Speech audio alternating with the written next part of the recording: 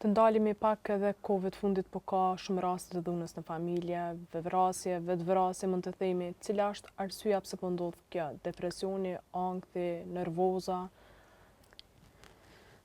Na duhet me pa pak stilin e jetës të njerëzve për mi dhënë ndoshta një përgjigje më të saktë. Edhe pse thashë po kemi probleme, nuk kemi shumë statistika dhe hulumtime që po bëhen sa i përket shëndetit mendor në Kosovë, ose po janë shumë të pakta. Nëse shohim stilin e të jetuarit sot, ka ndryshuar totalisht. Për shembull, kemi kisha me thujt një çrregullim të orareve të gjumit. Sot njerëzit flen shumë vonë, ndoshta edhe zgjohen vonë, po kjo nuk është aq e shëndetshme edhe nëse i ka bërë për shembull 8 orë gjumë, sepse nuk mjafton veç ora e gjumit, sa orë i bën, po duhet me qenë edhe kualitativ ai gjumë, edhe është një farë bioritmi, një farë cikli ku na jemi të lidhur me natyrën, kur bëhet nata, na duhet me flajca më herët për shkak se trupi jonë është i ndërtuar çashtu.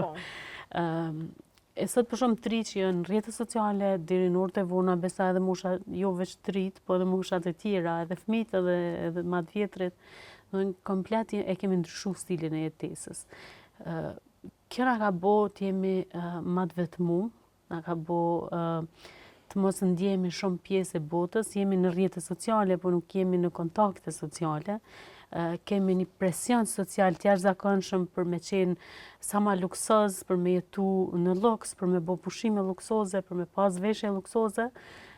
Kjo është një presion psikologjik, kurse realiteti janë paga shumë të vogla, punë të cilat i dum ose nuk i dum, po na duhet me shku në punë, do të thonë, ajo që na ekspozohemi në realitet, çka kemi realitet dhe ajo që na ekspozon në rrjetet sociale, po ka një disbalans. Krejt këto janë arsye që na mos më ndjej rahat me veten. Tashim vetmia është një prej problemeve kryesore në ditët e sotme, dhe vetmia është mbrapa depresionit, është një prej arsyeve që na çon në depresion, vetmia na çon te ankthi, ndjenja e vetmisë nuk po na përmbushet, nuk po gjejmë mënyra që me përmbush këtë ndjenjë vetmisë. Ndoshta kjo lidhet edhe pak me vetbesimin, s'mund me rikthy ata vetbesimin e vet, që me konë edhe pjesë e një shoqërie. Kem nevojë fillimisht me jetu realitetin.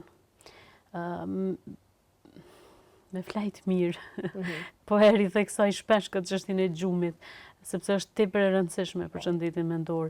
Kemi nevojë me eliminu ose me reduktu, me thonë më mirë, kohën që na qëndrojmë në rrjete sociale.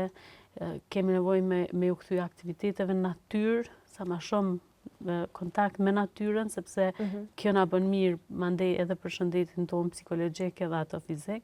Aktivitetet fizike natyrisht janë një tjetër gjë që ka mundi me bë për të mirën e shëndetit tonë.